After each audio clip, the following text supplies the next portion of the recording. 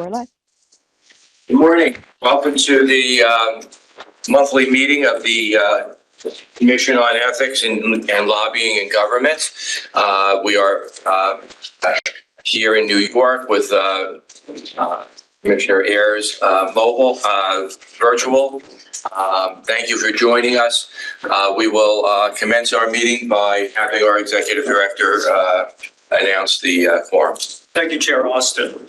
The meeting is being held this morning pursuant to notice and in accordance with provisions of Section 94 of the Executive Law and Article 7 of the Public Officers Law. Both the meeting room we're using here at the State Conference Center in Manhattan at 25 Beaver Street and the conference room at the Commission's offices in Albany at 540 Broadway are open to the public during public session. The meeting is also being live streamed, and the link for that can be found on the Commission's webpage. And I can state that we have a quorum of commissioners present here in person in Manhattan. In addition, Ayers is attending by video conference pursuant to Section 103-8 of Public Officers Law and the Commission's rules and procedures governing remote participation. Thank you. All right, let's proceed with our agenda. First on the agenda is the approval of the minutes. Are there any corrections or amendments to the minute or modifications to the minutes of our general meeting last month? Commissioner Groenweg. I have two minor corrections on page 5 and the first part of the paragraph, the third to last line. That line ends and has been. I think it should read and as has been said before. Something has been.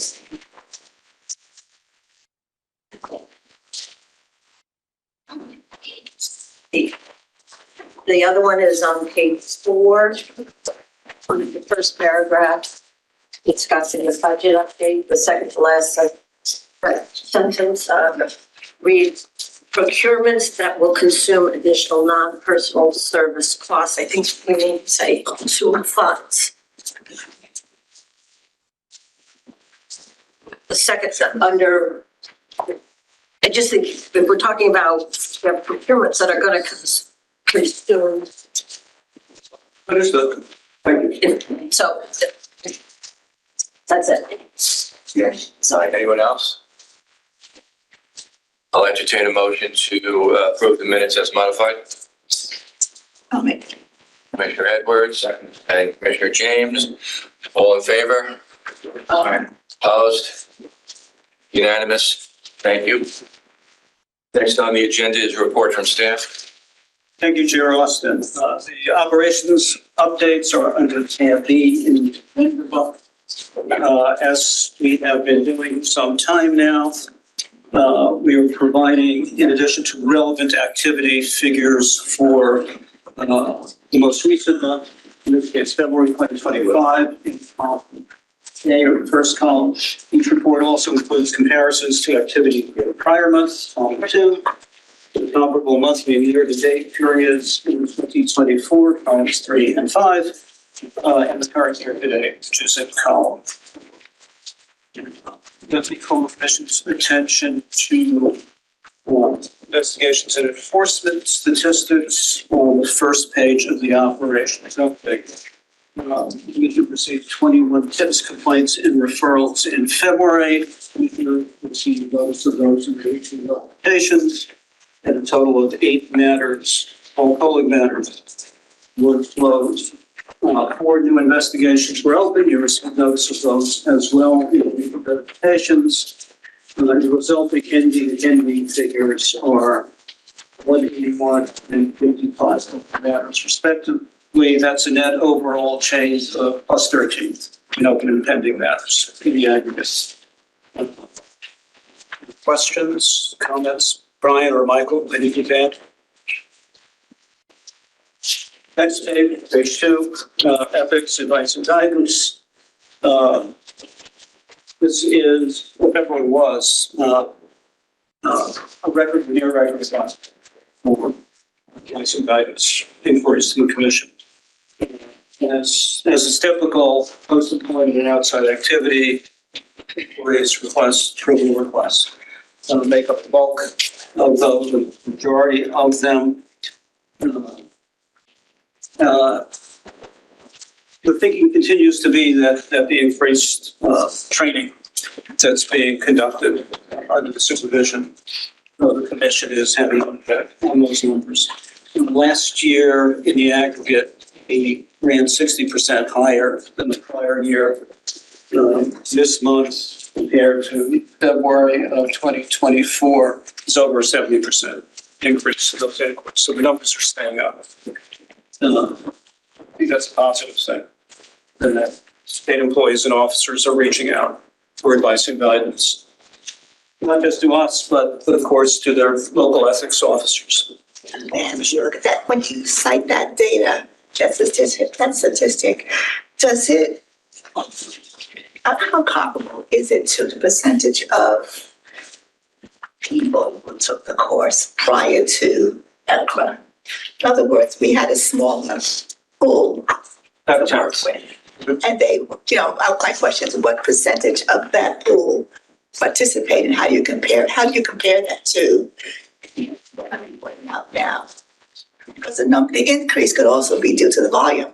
I suspect it would be possible to do a historical study to assess, we'd have to go back and look at whether in the past, the predominant inquirers were policymakers or threshold filers.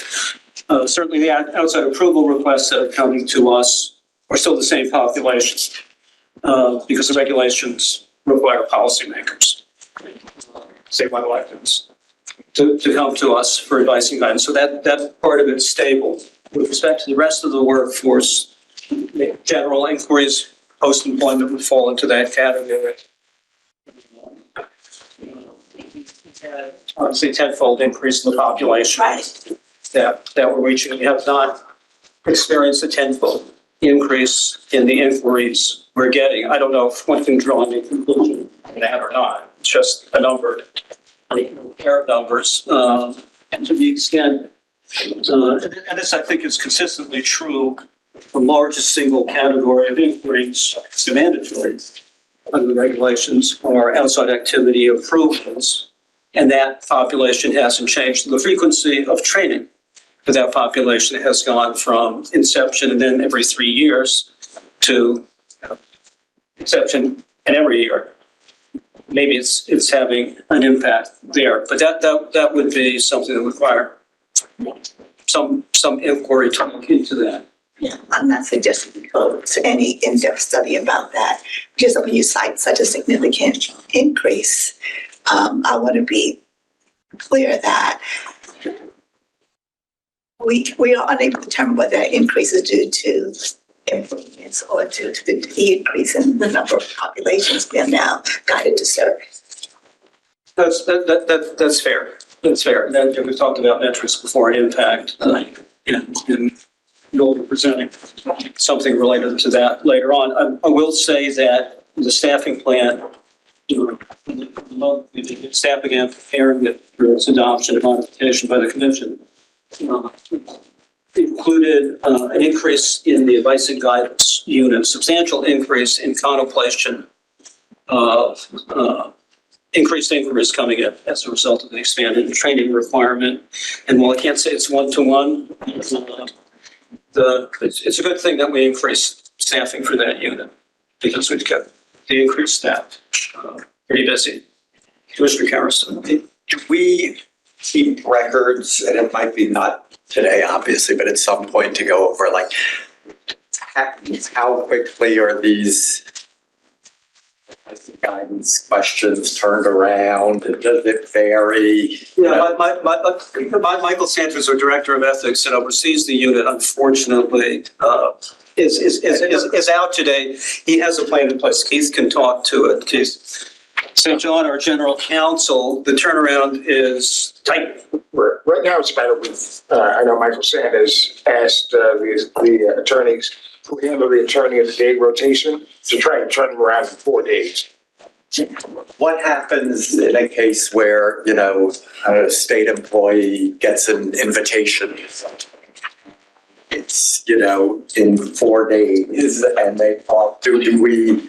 Most often we handle that by telephone advice. It doesn't require an informal letter opinion. Right. But we can easily dispense of that by email or telephone. And there are, so that are not captured in these. Oh, those are not. Those are not captured at These are all. only the These are only the written letters. But on top of the written letters are multiple factors of. Do we know the total? We do know the total. They're logged. We have a system, called the Attorney of the Day. Right. We promote it widely and vigorously, and it's well used. Okay, I just wasn't, because it says total request for guidance. I wasn't aware of the distinctions. Okay. I just want to pipe in. I do think that the numbers include not just the informal letter opinions, because some of these are just miscellaneous queries that can be responded to by email. Maybe not every single phone call is captured, Okay. but that is captured, in, the Attorney of the Day records and what have you. And in terms of if there is a request for, the agency head needing to go to a conference or something like that, I would think, and I think the Deputy Director of Ethics, Michael Sands, deputy, is sitting in Albany, and she can probably speak to it as well. The unit has a good relationship with all ethics officers. So remember, these requests go through the ethics officers at the agencies first. And so, if usually we have enough time, but if there is some, it happens, a situation happens. And so, that is flagged. Usually Michael or Aaron would be getting a call from an ethics officer and, just asked about a question. But I don't know if Erin is sitting in Albany right now, but if she can speak to it any more, if there's anything else to add. Thanks, Kavita. So yeah, it just, the only thing I would add is it would just depend on the type of request that we get, and we try really hard to turn things around as quickly as we can. If we can answer it the same day, we answer it the same day. And if we need to put it in writing, then we take the time to put it in writing with deadlines. And Commissioner Harris, I misspoke. So these are the numbers that capture everything. I was conflating it with the master log report that you'll consider later on in the meeting. Those figures and those requests only relate to informal written opinions. But this data here reflects all of the requests, no matter how they've come in or how they're disposed of. So I apologize for that. Okay. Early morning confusion. But everything is logged. Everything is tracked. Not everything is recorded in exhaustive detail, but the contacts are all kept track. Other questions?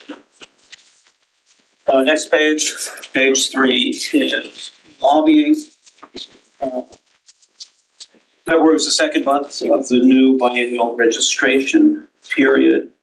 The number of registered lobbyists we'll see is increasing, 6,600 change in January to over 6,900 in February. 899 new registrations that came in February. Registrations and registration amendments, bringing the total this year to 9,700 registration and registration amendments that have come through. Bi-monthly reports were low. Or amendments to bi-monthly reports in February. It's not a bi-monthly reporting month. January is next reporting period will be this month. In fact, this past Monday, the 17th, was a bi-monthly deadline. The number of clients, semi-annual reports continue to come in. January was a CSA filing month. February is not. Next month will be in July. Lobbying inquiries kind of follow the filing periods. So while numbers in February are about half more than the number in January, again, that reflects the fact that February is not filing, mandatory filing period for bi-monthlies or for CSNs. The total now for registrations for the beginning of the current cycle is over 2,700. So they're continuing to come. And we'll see that number increase. So the activity is up. Carol Quinn, our Director of Lobbying, anything to note for the period with respect to the statistics? We'll get into some of the other matters. Yeah, no, I think this pretty much captures it. It's just a cyclical thing. So January was a huge filing deadline because it's new biennial. So you get all kinds of inquiries and filings. This month or February, not so much. So yeah, numbers will increase. Is the number from 2024 of individual and principal lobbyists to now, is that a significant difference?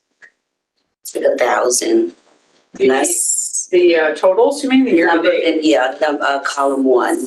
Right. So year to date in 2024 was the end of a biennial period. So there are more by the end of the 2-year period. And so we get most at the beginning of a biennial period. So this 2025 is the beginning of the 25-26 period. We'll get most of the registrations. Most people begin lobbying right away again. But we will get more as the second year progresses. So that is very typical. Okay, thank you. Yeah, one we've talked about it before. At the end of the biennial year, lobbying contracts terminate. So if there's going to be ongoing lobbying activity, clients retain lobbyists have to start fresh. They have to re-register. I Yes. see. So the cycle begins again. So the number builds over the 2-year period. Registrate, some come and go, but kind of builds up, and then they're all gone. And you have a fresh period starting. And you start receiving the registrations in the December before Correct. the January start. Depending on the deadline, but yes. So we started getting the 25-26s in December for usually starting January 1st or sometime in January. And the deadlines vary a bit, but yes. So that's why you see these numbers. And they're actually very typical. Thank you. Commissioner. Yeah. What do you attribute the reduction in the number of submitted bi-monthly reports from last year to this year? Went from 9,024 to 5,400 this year. Well, because, let's see. So one was for January, 2024 year to The date. last two columns. Great. It's the same process. It's the building up Yes. over the period. It was different last year. Yeah, last year would have been well into, aside there would have been a full year plus of registrations coming in. And bi-monthly reports. And therefore the bi-monthly reports, which are mandated. If you file a registration statement, you're in the system now for filing bi-monthly reports. So now you're getting into to another legislative session at that point. So that cycle started in 23. The, So 23, 24. 23-24. So it's the same exact answer, just with bi-monthly reports. They build up over, the year-to-date numbers build up over time. Right. Depending, as the year goes on. There's nothing that we would be alarmed about for that difference. Yeah. It's part of the natural cycle because it's a 2-year cycle. The registrations build over that 2-year, and you have 2 legislative sessions in that period of time. So there's the building up that we talked about before. As you go through the 2 years, and then it starts again, and the registrations start coming in. They build again. They continue to build. Any other questions? Next page, page 4, financial disclosure statements, Form 6, will you see the February? Those are, as I understand it, largely new employees coming into the system with the obligation to file within 30 days of commencing state employment. So we picked those up. There were 327 failure to file notices issued. in February. Those are now resolving down, looking at the footnotes. You'll see that the number is coming down as staff follows up with the filers who have failed to file. There were a total of 61 outstanding filings from the previously issued failure to file notices in that period of time. There were 72 new notices of delinquency, but more tractable instances of non-filing. That information is posted and it goes to the agencies as well as to the individuals. 18 of those filers, as of the date this report was cut, at the end of February, had complied.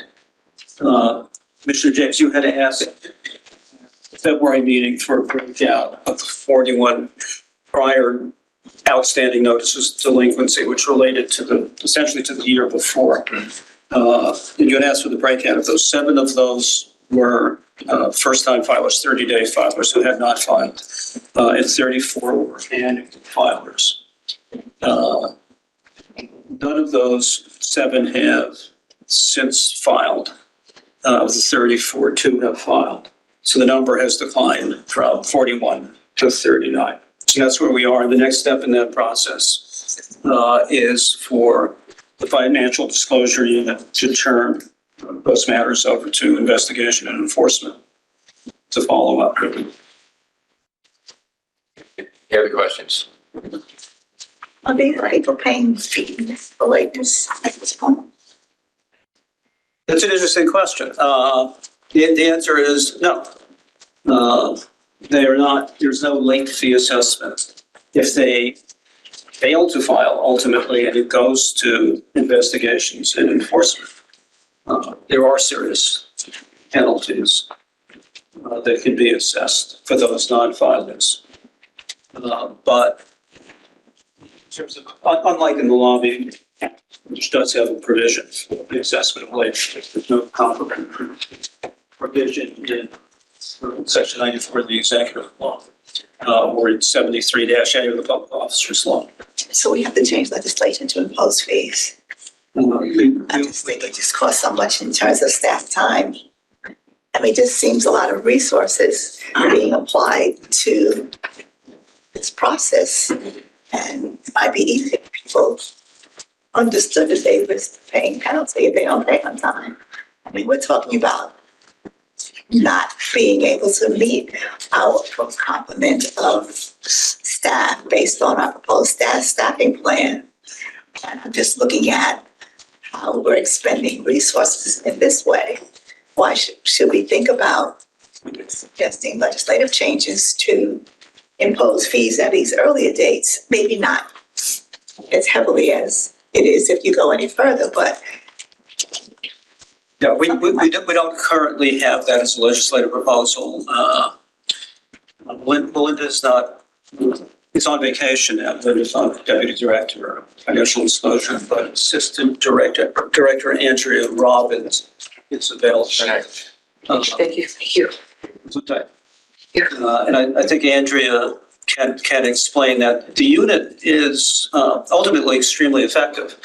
The 39 that we're left with from that file period started out in the thousands, and they've reduced it to 39, and that's out of a population in that year of over 32,000 individuals who are required to file financial disclosure statements. I'm just saying how much energy does it take to do that? How much resources does it take to do that? I think that those resources have been used in more strategic ways. Sure, and as we pointed out previously, it is. It's a tremendous effort that goes into getting those individuals to that. Perhaps the legislative committee, Right. with our Carvalho, could take a look at that. The list. Yes. We track whether the people who receive most of the delinquency have received them in the past. You know, there are people who consistently do not file on a timely basis. We have a record on the filer behavior. It's all in the system. Almost everyone files electronically. There's certain populations that don't, like members of the legislature.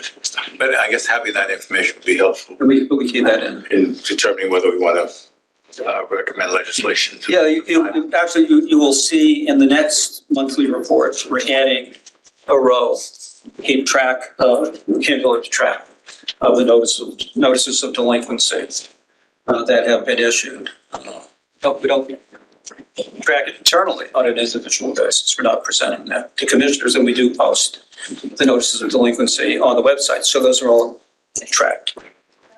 That might be an interesting thing for the legislative committee to look at for a proposal for next year's. When do fines commence on the financial disclosure? For the lobbyists. They don't for financial disclosure at all. No, it's only if a penalty is imposed after we've gone through an enforcement proceeding. So that there are no administrative fees that we're authorized to impose or to collect for late fines. The city does. Yeah. No, the next step, and it's a lengthy process. We give individuals many opportunities to come into compliance because our goal is to get the information, it's transparency. So I think to Claudia's point, I mean, people I know at the city, it was always like, okay, you have 15 days before or whatever it was before you get a fine, you know. So if for some reason you were late, you were scrambling during those 15 days. Is there a statute or a regulation in the city? Yes. Perhaps we can take a look at that. So I'm happy to find it and send it around. Thank you.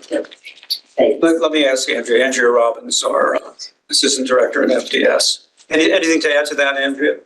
Well, and in terms of, can you hear me? Yep. In terms of productivity, out of the 327 failed to files that were actually issued on February 3rd, only 17 remain out of that. So the staff has really been working hard at outreach. There were 309 non-academic, 18 of those were academic, and now there are no more 2023 failed to files to be issued. So right now we're preparing for the 2024 filing that's going to be due May 15th, 2025. Okay.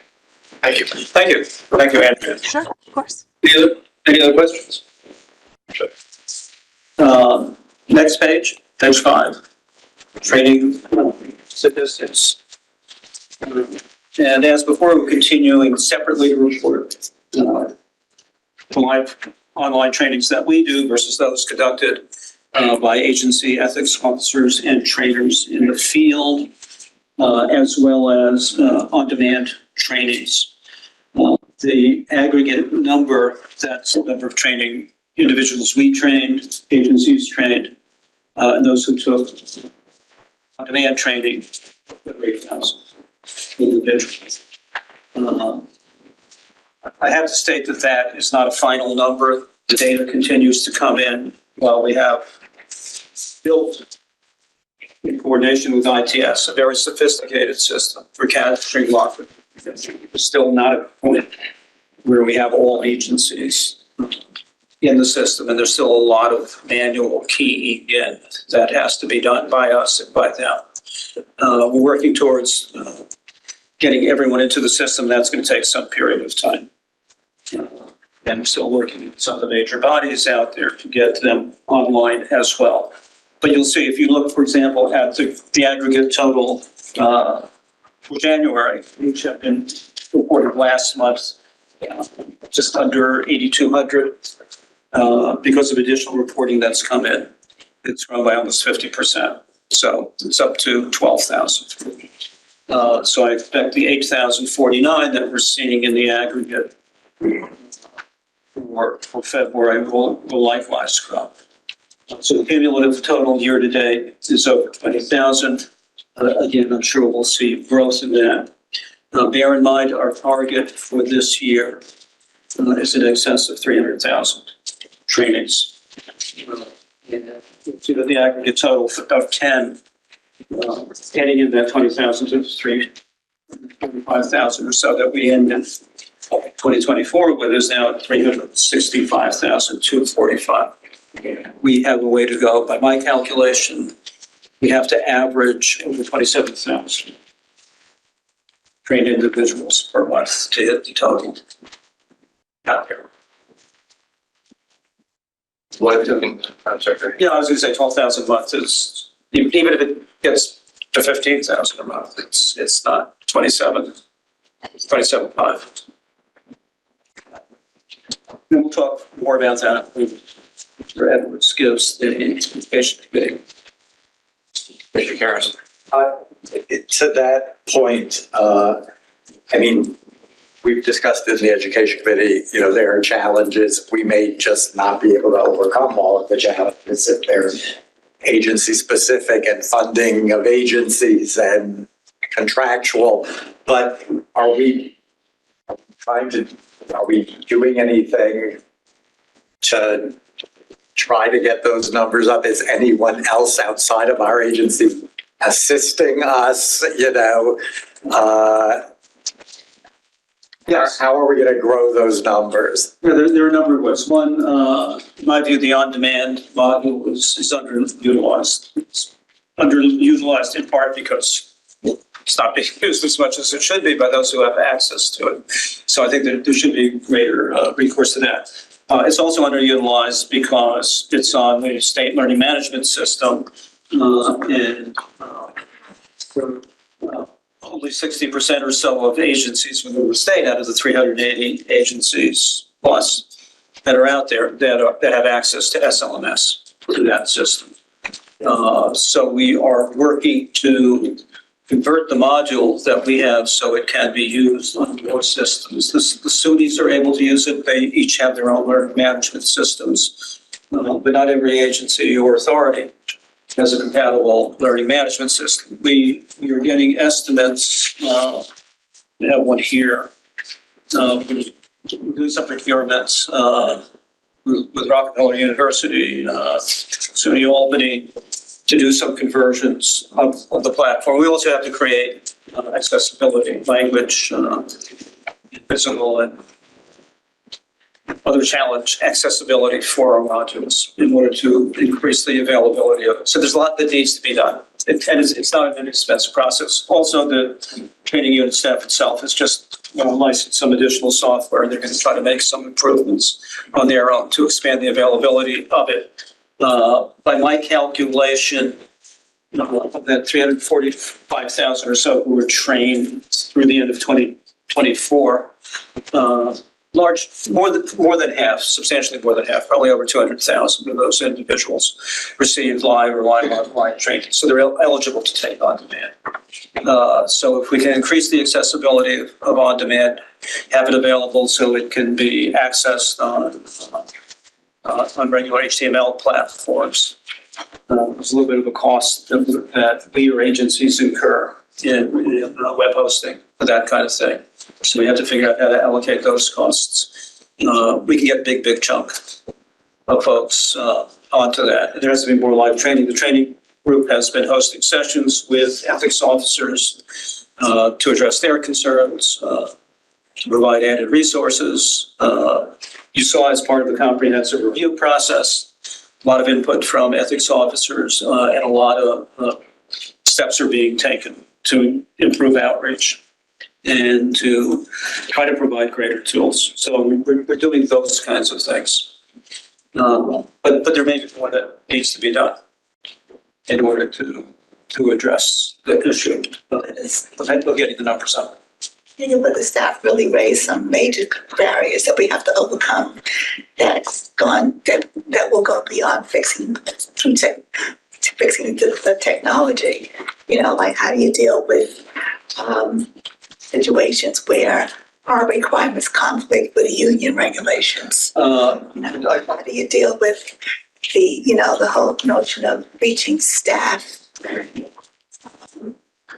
who are in these unique workspaces? Staff complain about not having, like in some of the hospitals, not having this time to defer from their mission to achieve our goals. I mean, those are very difficult to overcome, but necessary in order to meet our numbers. How are we planning to do that? Yeah, I should report, Michael Sand and I have had very productive discussions with one of the major authorities with respect to union issues. Progress, they've shared a module that they prepared. They have their own learning management system. They use their tools, so that would have to be approved by us. They've sent over a mock-up of the materials they want to use. They're making progress on that end. And they have in place, I don't want to get ahead of where they are. We have a follow-up conversation. Their upper leadership scheduled to take place soon to see what kind of progress they're making. It's very substantial costs they're going to have to factor in budget to get that done. But they're working on it, taking it very seriously So the good at news, this point. so the good news is they're willing to work with us. Absolutely. Yeah, we're not there yet. And they have a lot of challenges in getting there, but they understand they have to comply with the requirements, so they're taking steps. And we have other things on the agenda that will, deal with modifications and procedures for that. So there are lots of moving pieces. Two of the things that I'm concerned about with regard to the numbers being down, first start with a question. The education program that we saw a couple of months ago, I guess it is now, is that the same program that's being used again this year? Is there any change in the program that we're giving to the employees? So to see. We don't have a training unit deputy directors available today. They're both out. But the answer is we are talking about how we would approach making variations in it. Remember, there are a lot of moving pieces because it's not just us. No, I understand. We have a lot of folks in the field who are pulling the laboring oar and getting that training out. So it has to be a collaborative product. There's no question. But my concern is that if it's the same program, the same video every year, without any real change, what incentivizes somebody to want to sit through the same thing again? Or if they do sit through it again, what incentivizes them to absorb it? If they didn't the first time, the likelihood they're going to do it a second time. There really needs to be something that, I don't mean to put it in this term, but entertaining, something that will capture the audience and get people watching. Second thing is there a penalty for an employee who does not participate? Well, you will start getting, I don't call it nasty emails because we would never do that. But urgent messaging is part of the system. We have to, there's the cost associated with that as well. We're talking about items of communication. Well, I understand. So we pay for everything. Part of it is creating incentives as well as disincentives. Well, one of the incentives to take the training as well as disincentives for not taking it. Yeah, and I understand. We do have a proposal, part of our legislative agenda. Ultimately, we'd like to see, clearly on the lobbying side, with less frequent requirement, to have some kind of sanctions that can be imposed in the nature of the amounts charged for late fees. They're noticeable amounts. They're not huge, but they're not modest either. And that may be something ultimately on the training side to induce that. Or maybe, well, there are any number of remedies that.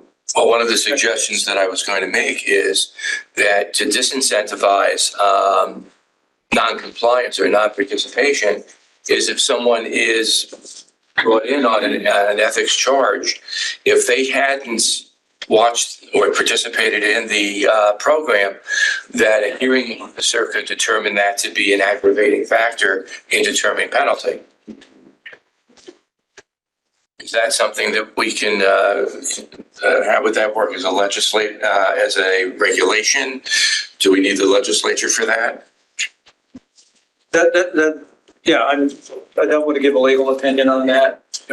At this point, we've discussed that a little bit, so that's something that would have to be All right. assessed. The general approach is certainly our preference, to avoid all doubt would be for it to be legislative So you're, as opposed to imposed by the agency. And perhaps the so you're legislature. saying like, well, that would be, I guess, part of what we look at when we are evaluating any complaints against someone, right?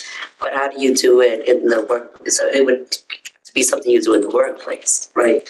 So, I mean, we're not putting that into the mix right now, but maybe it's something we should be putting into the mix, did this person take that training? When we're evaluating just amongst, with the commission. But then the other part is that would be, with each agency, right, with each workplace, that has to be something that they are, enacting within the workplace. So if you don't take your trainings, this will happen if there's something that comes up about you, or if there's a complaint about you, right? There's two places. We should discuss that, and we can discuss it a little bit, in executive session. There's some legal issues embedded. Okay. But we can discuss. Commissioner Grumwood. I think. Okay, well, wait. Question. I had a question too, but people. Is there anything else on training? Yeah, let me just correct one thing. I think I said, looking at experimental Rockefeller University, Rockefeller College. Yes. That was looking at. Different set of disciplines. I apologize for that. Review. Executive session. Yeah, as we've discussed previously, with respect to the review of financial disclosure statements, the focus is now on random reviews, the targeted reviews that have been largely completed with SID. So there's one additional targeted review. So the movement has gone on. There were 113 random reviews completed in February. The financial disclosure statements bringing the year-to-date total to 223. The goal is to get through the entire draw. We do random draws, obviously, of those before the next round of FDS filings begin in May. So the group is focused on that. Prior statistics in 2023, there were 700 random lobbying audits done, 914 random FDS reviews, and 359 targeted FDS reviews. The numbers flipped in 2024 because it's an election year. So there were 990 targeted reviews that were completed. Now another one has been done. So you switch and do more of the random reviews. And that's essentially the process. Gareth, anything to add? Gareth Parrott is our Deputy Director for Compliance Audit and Review.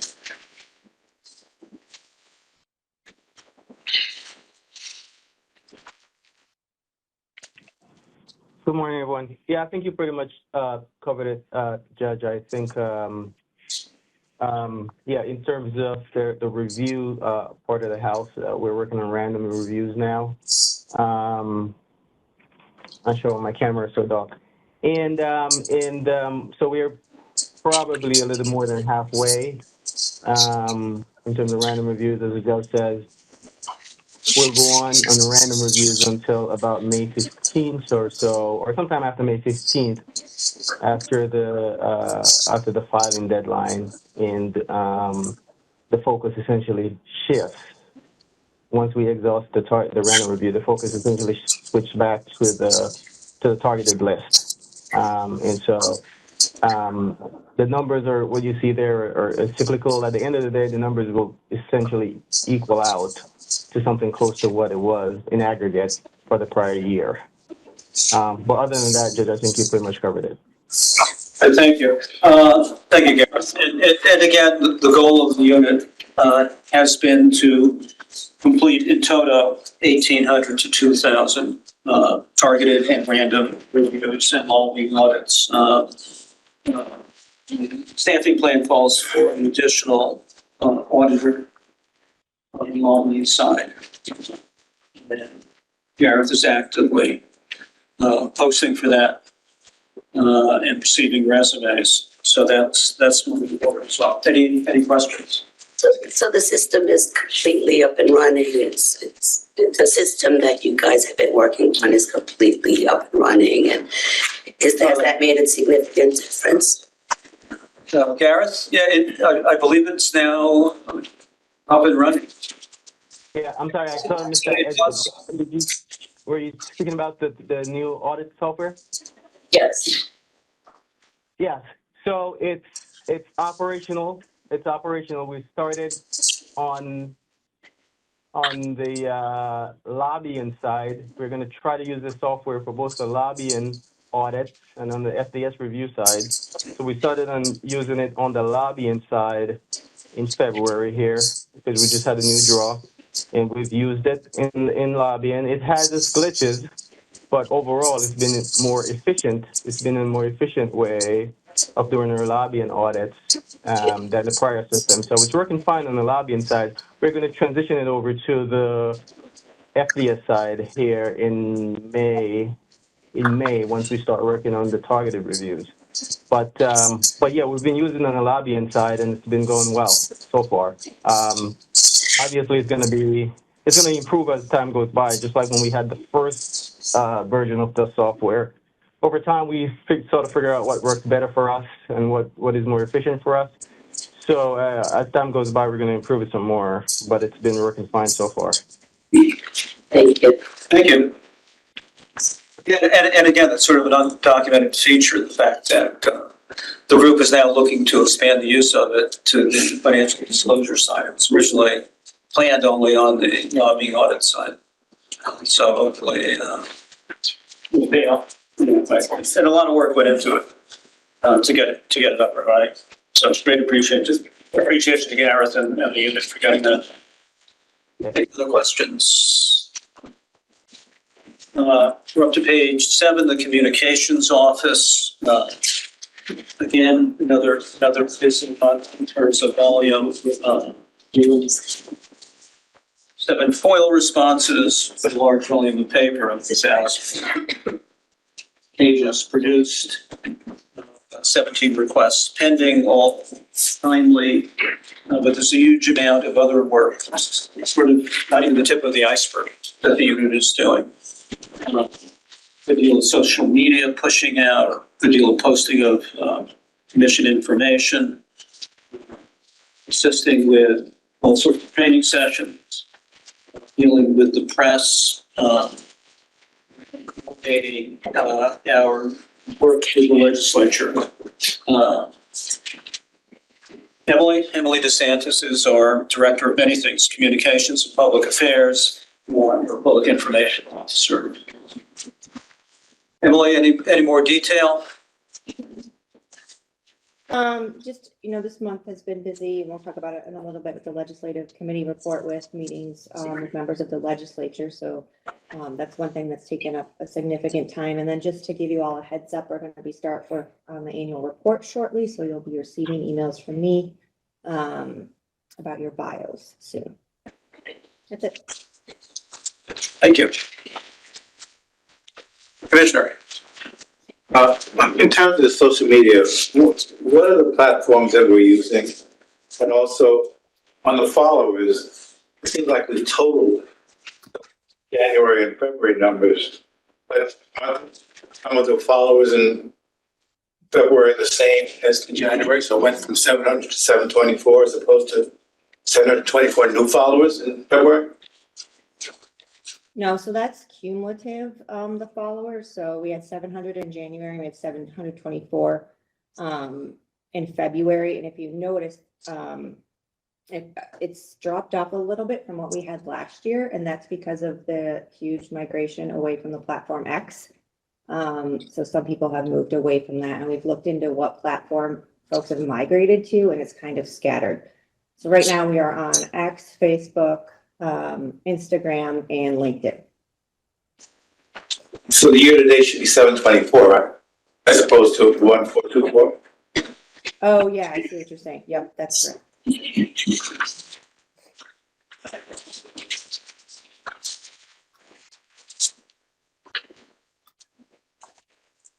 And that's the same for the other numbers. Is that the same? No, the other two numbers are cumulative. So you have to add up. So in number of posts we did in February was 139. The number of posts we did in January was 179. There's more days in January. And then the impressions are each for each month. So the cumulative numbers are accurate on that one. Thank you. Any other questions? Okay, thank you. Move on to the budget. It's under tab C. Oh, pay attention to that. Good segue. As everyone knows, the executive budget proposal essentially recommended that the commission receive a flat budget. There was an additional increment of about $250,000 added to last year's figures. But that appears to be dedicated to paying off an old J-code obligation for legal fees in defending the lawsuit that was brought against it. So for all practical purposes, a flat budget, again, an increase we were seeking of $844,000. Looking to the legislature, we had put in my testimony, had a series of meetings with relevant chairs. Part of the resistance to giving the agency more money was concern that the agency's investigative function and maybe other functions might not survive the litigation. To the contrary to that, we were successful in litigation with the reversal of the third department ruling by the Court of Appeals last month. That has kind of turned things around. So we resumed meetings. Don't want to go too far down the road. That number of members of the legislature, we can go into more detail on that. We also went back to the chamber, to DLB, and we're now guardedly optimistic that in light of a number of things, we will be successful. But I don't want to get ahead of it at this point. There's really not much more than could be said. And we'll keep everybody posted. As you know, now the legislature and the executive and DOD are now in the discussions that take place after the White House bills come down in finalizing the budget. And again, we met with the relevant chairs and will be advocating for us in positive indications elsewhere. So we'll give you apprised appropriately as that develops. Commissioner. Were the White House budgets flat also? Yeah, yes, they were. They mimicked the executive budget. And maybe the part of that is just time. Timing sometimes is everything. Yeah. If the testimony had gone in, we had to put it in by the deadline for it. If it had been 5 days later, it would have been a different story and a different reception. What was your question? And the same thing for me, we were dealing with a contingency plan at that point. And now the posture is very, very different. And I think there's certainly a recognition that our case for the money is a solid one. Now we just need to get it to the point where we have it. Other questions? Okay, I didn't talk about this year's budget at all. We're in the final strokes of the current fiscal year. So this is kind of the end of it. You can see where the money has gone from the report. The chart on the flip side of the document is now projecting a somewhat bigger surplus than the year we're anticipating part of that, a big part of it, is the slowness in recruiting. Again, outcome of the favorable outcome for us, Cuomo case, I think has already had an impact in our ability to recruit. Certainly for the Brian Mike's group, but I think across the agency, greater interest. So we can talk about that in a little bit too. But that's a temporary blip. There are also some expenses we probably be hitting that may instead be hitting next year. And again, hopefully we'll have that. So something's gone different, and we will be trying to put through some procurements before the submission date. So this is at the end of this month. Any questions? Okay.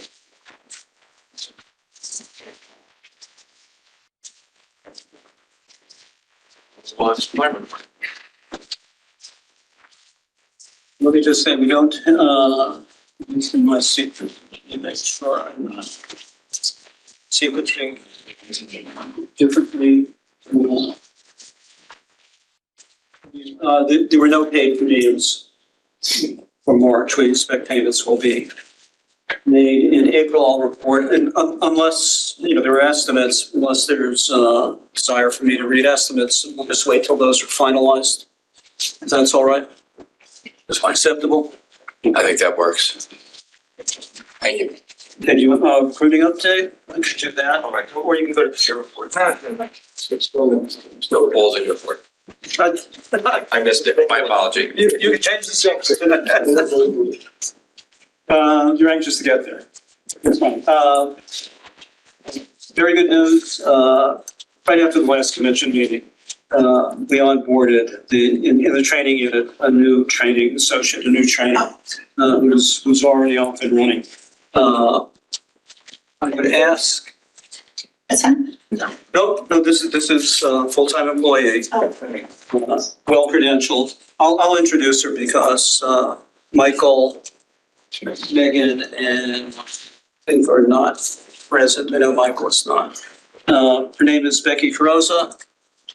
She's been terrific. I know she's online to introduce her, but you'll have an opportunity to meet her next month when we're in Albany. So that's a great addition to the group. And she's already proven it's worth it. You'll see the numbers increase. We do have an accepted offer out in the lobby division. I'm just waiting for the DOB approval on that, which should be forthcoming shortly. Right. So welcome. We have an offer outstanding for a training assistant in the training unit. Hopefully that will come to fruition. That's been a long time coming, so we're making progress there. We have postings in addition, and resumes are coming in the investigation and enforcement division for investigative counsel, confidential investigator, analyst, e-discovery specialist. There are several positions for additional positions for filing specialists in the lobbying unit that are currently posted. Other positions in the training unit, we have posted for compliance auditor, compliance audit and review group. So we've got, I think, a total of at this point, 8 additional positions posted, and a few more that we will be looking at. In addition, I made one change in the staffing plan. We've taken one of the associate counsel positions currently in ethics, divided it in 2. Half of that position will go to lobbying to help Carol, her unit, with some of the legal issues that are emerging. Megan Fleming has been doing a phenomenal job in ethics. And having that kind of spreading of experience is something that's important to us. We want all the lawyers in the agency to be familiar with all aspects of our operations. So that's something we'll be looking at potentially for other positions as we move along. And that is all we have. If you know of individuals who might be interested in the position that we have, and let the public knows, if anybody, please send them along. Any questions? Now, Sure. Sooner or later.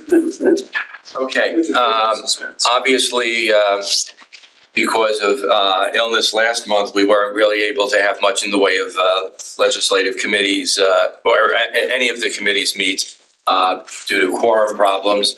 Our committees have, though, been very active, and I thank the chairs for that, in particular, Commissioner Caraballo, who stepped in to help Commissioner Cardozo, and we haven't missed a beat, and that's excellent. Thank you very much.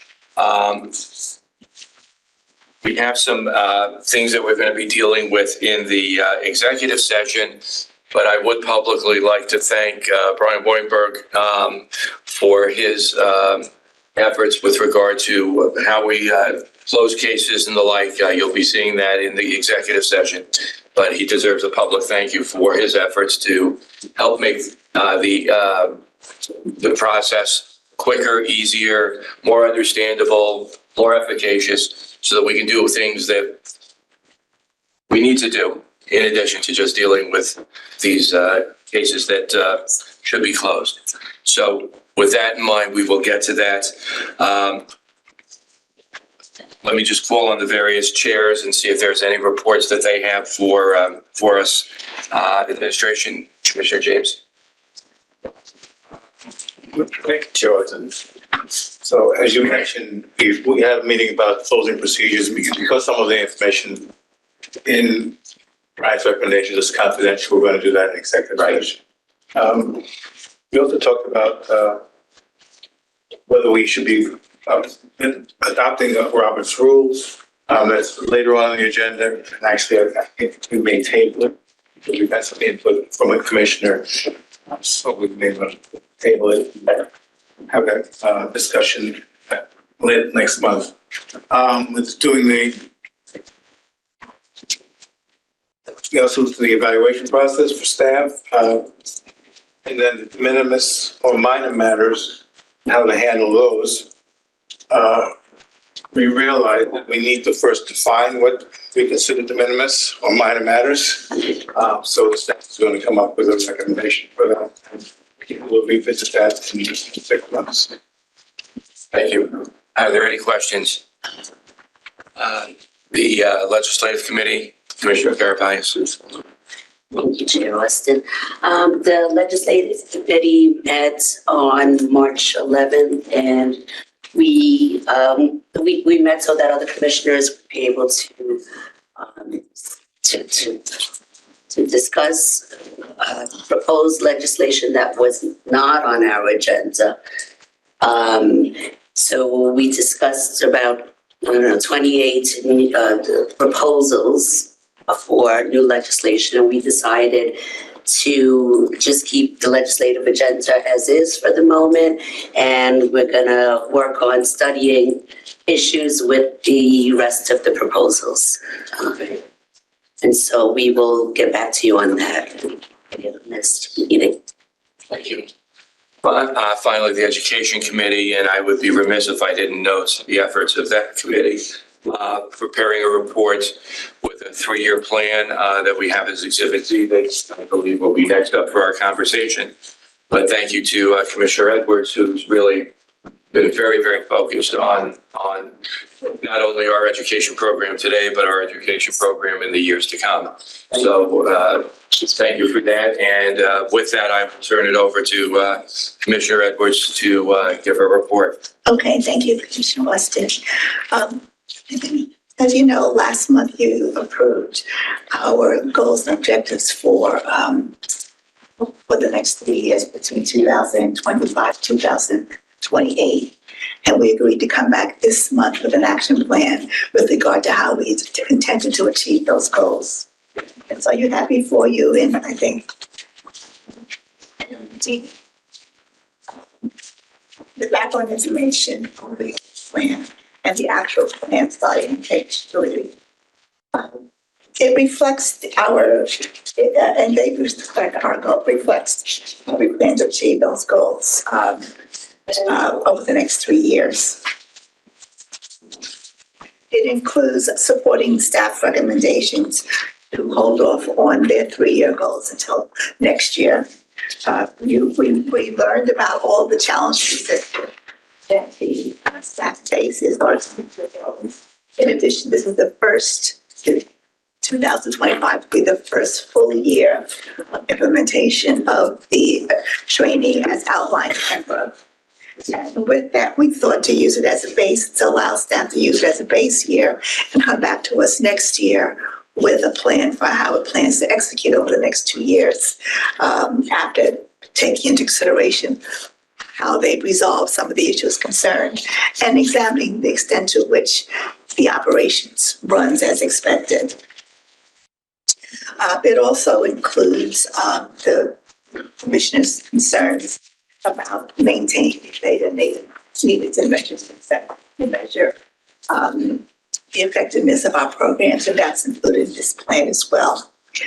So I hope you've had the opportunity to review it in advance. I'm willing to available to answer any questions or concerns you might have. And if you approve, we're proposing that we pass a resolution to adopt the strategy for 2025-2028. Are there any questions? Commissioner James? On page 6 of the action, but I just wonder, respects, I gotta find out about training programs achievements. Might we do that internally now that we have somebody on board who has some training and typical work? Sandy, can you answer that? Can you repeat the question? I say, the proposal is to, or you could identify, retain a qualified consultant to develop and begin to execute a plan to measure the training program's achievements against its purpose. See, now that we have somebody on staff who I guess has some expertise in statistical work, Dr. Kaufman. Dr. Kaufman. Kathy, but she does, but it's not, we need someone with expertise. And Kathy has a huge amount of expertise in studying many issues, but it's not purely statistical at this point. We need someone who can guide us in what statistics to gather. Okay. Certainly Kathy could be helpful in some of the systems work and data work. And I haven't discussed it with her yet, so I don't want to get ahead of that. But in terms of developing metrics for assessing, now, on the one hand, the effectiveness of the training, the training we're doing for those who are receiving it, and the frequency with which it's done and the content is having the desired effect, and we kind of have to define what that effect is, those effects are. We also need someone with, hopefully, the same organization expertise in modeling a program for the delivery. I think kind of ethics training with the model we're using, which is an expansion of the model that goes back when training began. Not all that long ago, but some time ago. Having the ethics agency do some of it, create the materials, and ethics officers do the preponderance of the delivery with some online. Maybe that itself is not the ideal model, most cost-effective or efficient way to deliver it. So we need somebody to take that kind of systems look. But more specifically, we need somebody who can evaluate the effectiveness of the training itself. We don't have that, but we do have somebody who, to the extent that data can be collected. System, yeah. Commissioner Grunwagen, then Commissioner Karras. I had 3 comments I wanted to raise. First, when we're talking about the possibility of budgeting for something, and we are, it seems to me we don't that I'm aware of, have an established process by which we, the commission as the body, as opposed to the agency, evaluate the competing demands on the agency. You know, we wanted technology upgrades, we want to pay more staff. You know, we have a number of competing budgetary considerations. And I'm a little bit concerned about memorializing in any way a commitment to inferring or, you know, acknowledging a budgetary expenditure piecemeal like this. It seems to me it may be a very good use of funds, but I don't know what else it's competing against. And particularly since we're talking about doing this in an out year, because you look puzzled. Have I lost you? Yeah, it would be part of the normal budgetary process. We don't have in our current budget, as proposed, any provision for retaining a consulting group with expertise in the area. So Correct. when we go into the next budget cycle, literally the next budget cycle, Right, for the next. this would be something we would want to be including and it will be part of the overall picture. So absolutely, it will be in the context of other needs the commission has. We're not thinking of it as a completely separate budget. No, I It would be a line. understand, I understand that, but it seems to me we're at a point in time as a the commission, the agency, not just the body, where in light of recent legal developments, I would think the workload of the investigations and enforcement divisions is going to change radically. I would think the whole nature of what this body is focused, the commission, the whole of the agency, I mean, is focused on and doing is going to be changing. And becoming Apologies for interrupting, but let me just say that our budget was based on, from inception, being able to do all the things that we're supposed to do. It wasn't built with the expectation that it would be prevented. he stayed from Right. year, right? Yeah, I mean, we didn't fill out the staffing plan for a number of reasons, including the impact of that litigation, but we never backed away from the approved staffing plan, which it has been literally approved in prior budgets, the full head count. So it's built around that. Now it may turn out that more resources needed, but not because there's been a change as a result of litigation. On the contrary, it's the opposite. But again, The dampening of it has been removed. okay, but so then I understand this piece of the proposal is just for the applicants. It's for the out, yeah, it's just, it's for the, but it would be, we'll be starting the next budget cycle. Not that far from now, because the next call is going to be The fall of September or October. this year, right? So we're not, No, I understand. But it seems to me too, though, right now, as I look at this document, it seems that there are a host of significant challenges that have been identified that are impacting training and the training numbers. And they seem to be related in part to a discussion we're going to have later on about requests for waivers and modification of training. And it seems to me that for the foreseeable future, that should be, I would think, the primary concern of our training objective, to make sure that we are, in fact, training as many people as we can be, and to be focused on the efficacy of that training. I mean, I think we're going to presume that we have every indication that it has been effective so far. Well, I think we've taken that position when we look at the change in the advisory guidance. advice guides. That's the only objective measure we have so far, and it seems to be indicative of something. But it seems to me, to the extent we have anything currently, it looks positive. But we also know that we have an immediate identified problem or a series of problems related to funding, collective bargaining agreements, workstation accessibility, the differences in various job duties and access to technology, all that kind of stuff, which are very important. And it seems to me, if we're thinking about what we're doing, and we know we have significant challenges right now, it makes sense from my perspective to be thinking more in the near term, since thinking long term, it's good theoretically, but we know we have an immediate near term problem. So, but I'm just questioning the need for a resolution from this body to commit to a 3-year plan when we know we have a 1-year. Staff is not advocating, as Commissioner Edwards said, staff is not advocating anything beyond this year, of making an assessment. So we are no If we get to longer, the end of the year, so we are no longer being asked to well, the staff, create a resolution for a 3-year plan. But what? Sure.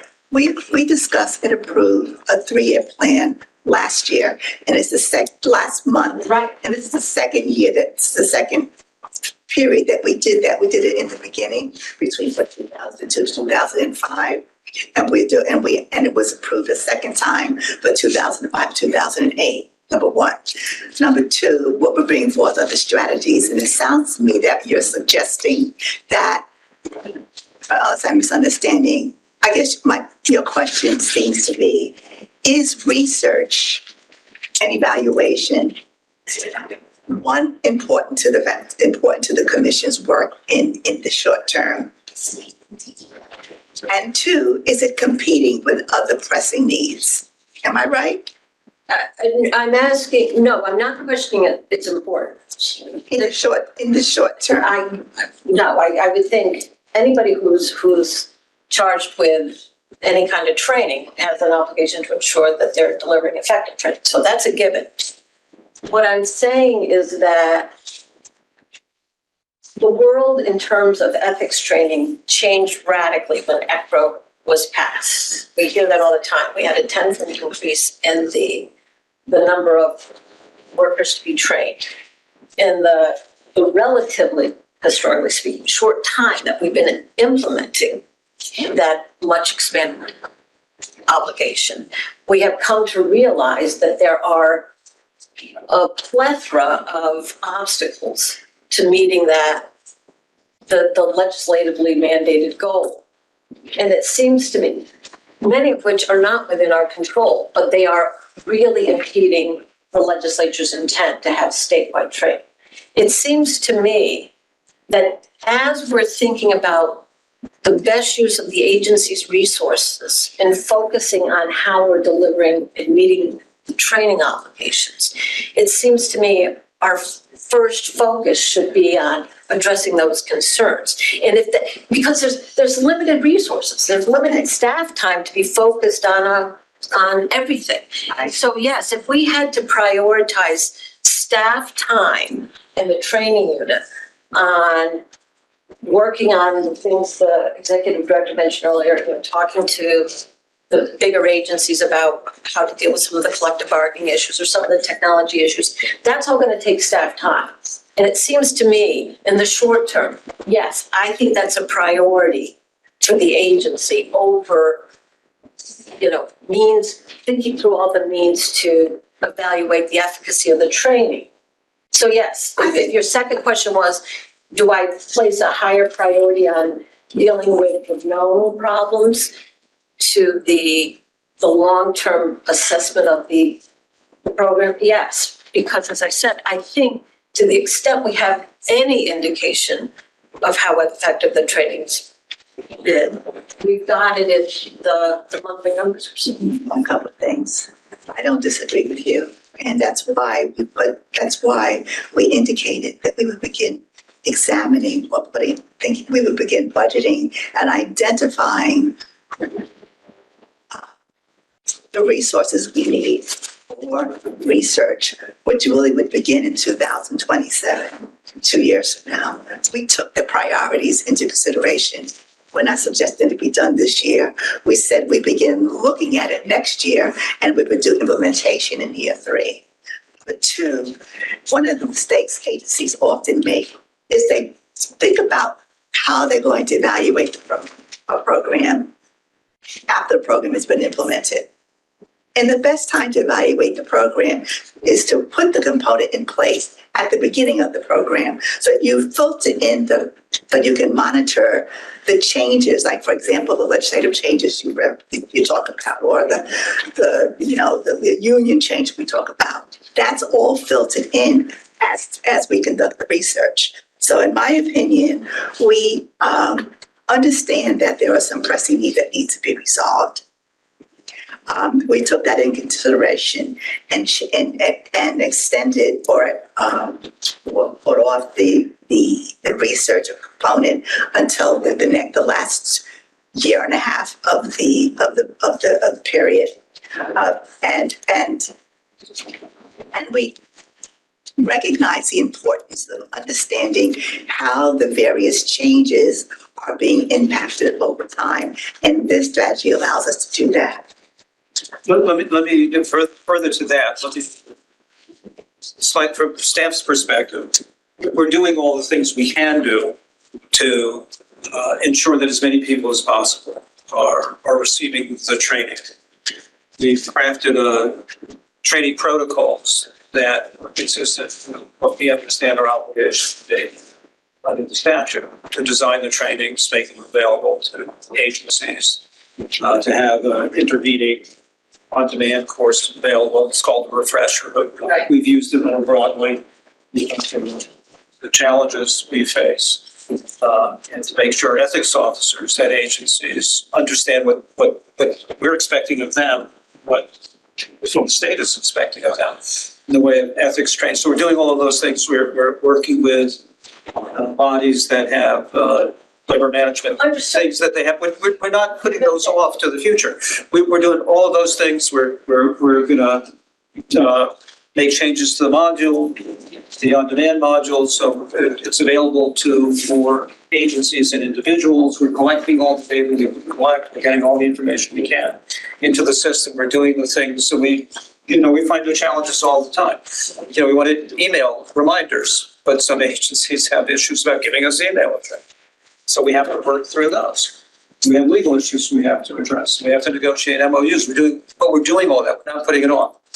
But from staff's perspective, we want to get to the end of the original plan, which went out through the end of 2025, with the established goal of completing full training cycle for everyone in the workforces within our jurisdiction. The legislature's taking care of itself, so they've relieved us of that burden. We want to get to the end of it, and then we want to take the information we have and assess whether, see how practical that structure is for training everybody. One thing we'll find out is whether you can train everybody with the resources that are available. And then there has been the desire, especially if it's going to cost a lot more money, if our proposal is going to be not to build some big structure if you want effectively to get the training out, it seems not unreasonable to say, well, can we justify that additional ask if that's where we come out?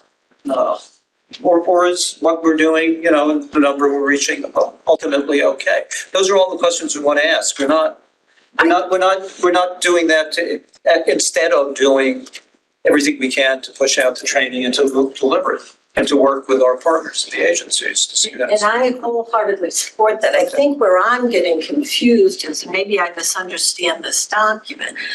I thought this was the education committee of this commission as opposed to the training program of the agency, trying to think 3 years out when the staff is committed to just thinking through the end of this year. And it seems to me it's almost a sequencing problem. It's not a substance problem. It's a sequencing problem. And that it seems to me, before we have a subcommittee of the commission doing planning for the out years, it would make better sense to me to have the staff implementing what it wants to be doing for the next year, as it says right here in the cover memo, focusing on the recommendations for 2025.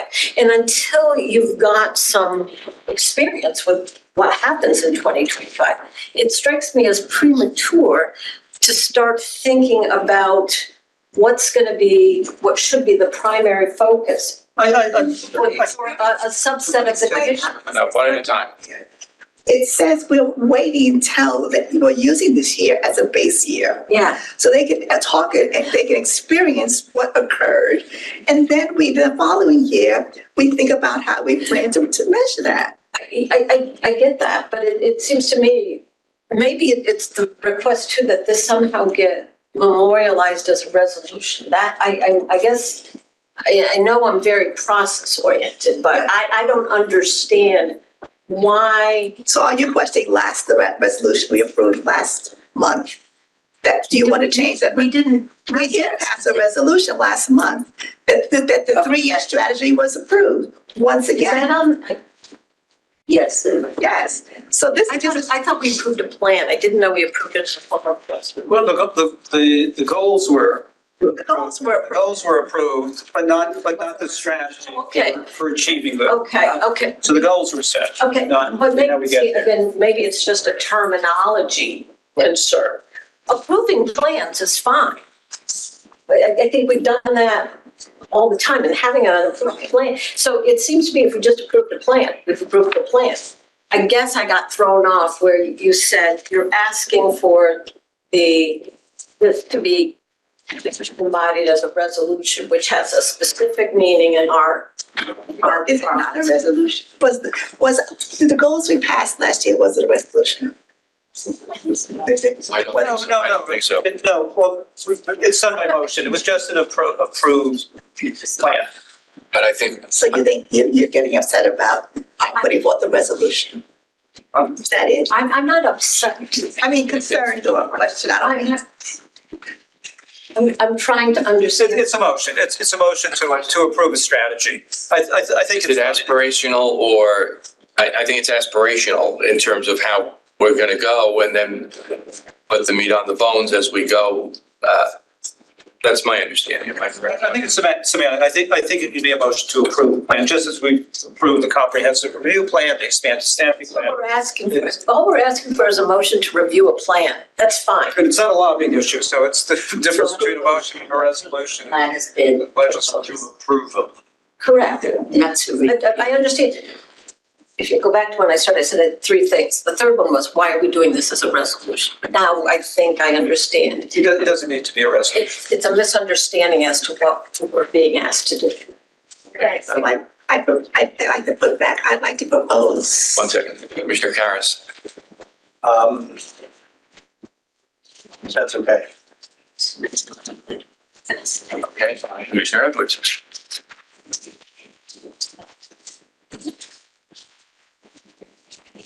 Okay, so we recommend a resolution. We don't want to use the word resolution.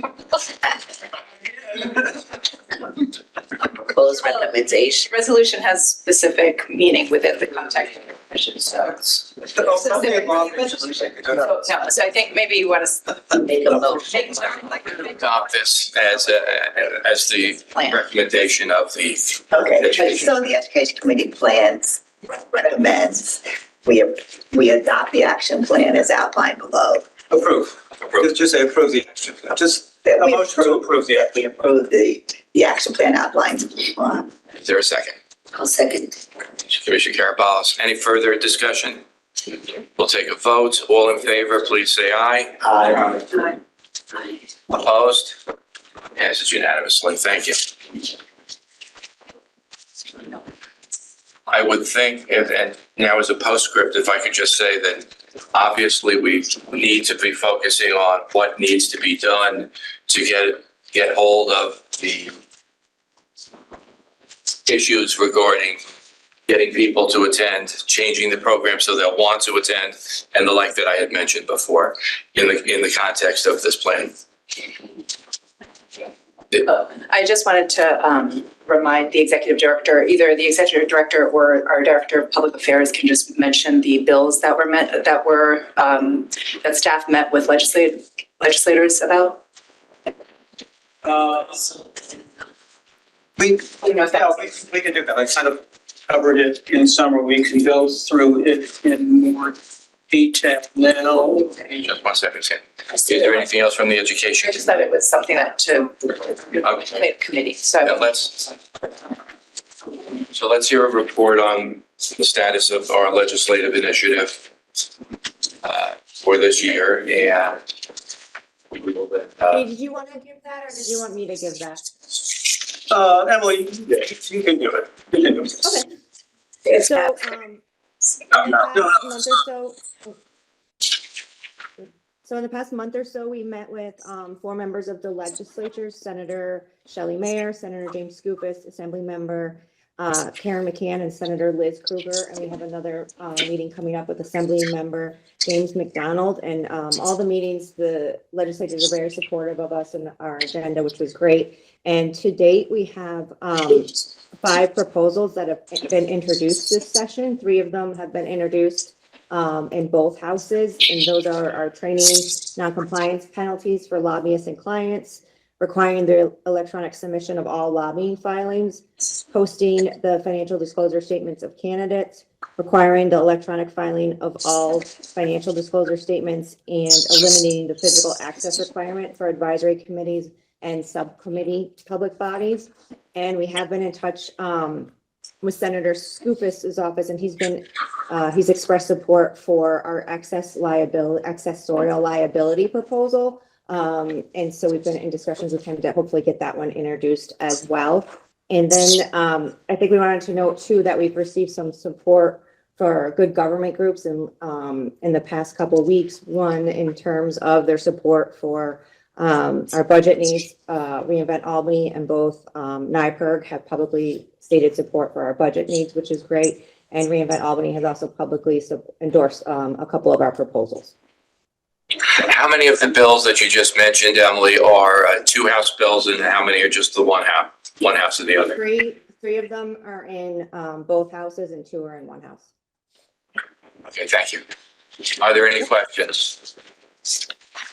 Being none, thank you, Emily. At this point, I'll entertain a motion to go to executive session pursuant to Public Officers Law, Section 105, and Executive Law, Section 94, Sub 11, to address matters concerning employment of personnel, pending matters of litigation, investigative and enforcement matters that are confidential pursuant to Section 94 of the Executive Law. So moved. By Commissioner Caraballo, seconded by Commissioner Karos. All in favor? Aye. All opposed? Unanimous, thank you.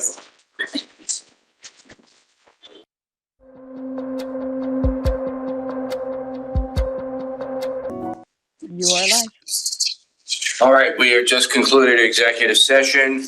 I call upon our executive director to report as to our actions at that time. Thank you, Chair Austin. In executive session, the commission discussed matters related to litigation and legal advice. The commission discussed an application for exemption from post-employment restrictions pursuant to Public Officers Law, Section 728B. Sorry. Discussed informal guidance pursuant to Executive Law, Section 9047 and Part 932, as well as other guidance matters.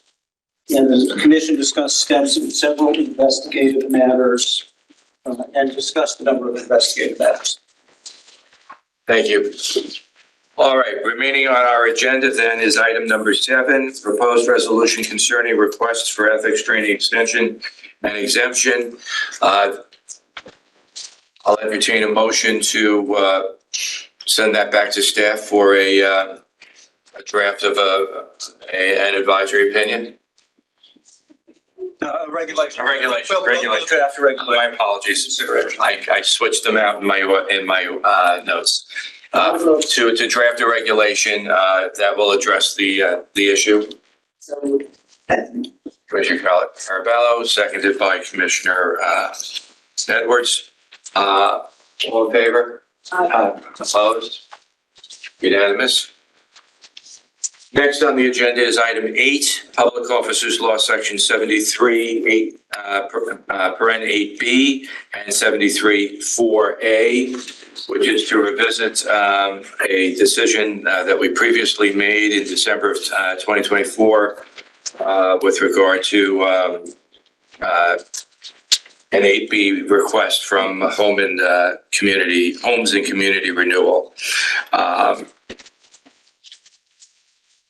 We are going to be issuing an advisory opinion with regard to that. And is there a motion in the meantime to table? Commissioner James, Commissioner Groenwegen, seconds. All in favor? Opposed? Okay, unanimous. Thank you.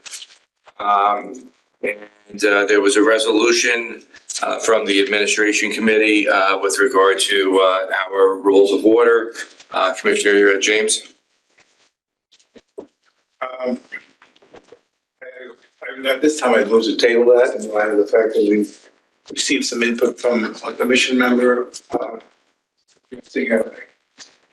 The incorporation of the rule of Robert's rules, but also some other procedural matters for our committee, for our meetings. Okay. Ask us, Mr. Groenwegen, if you want to elaborate.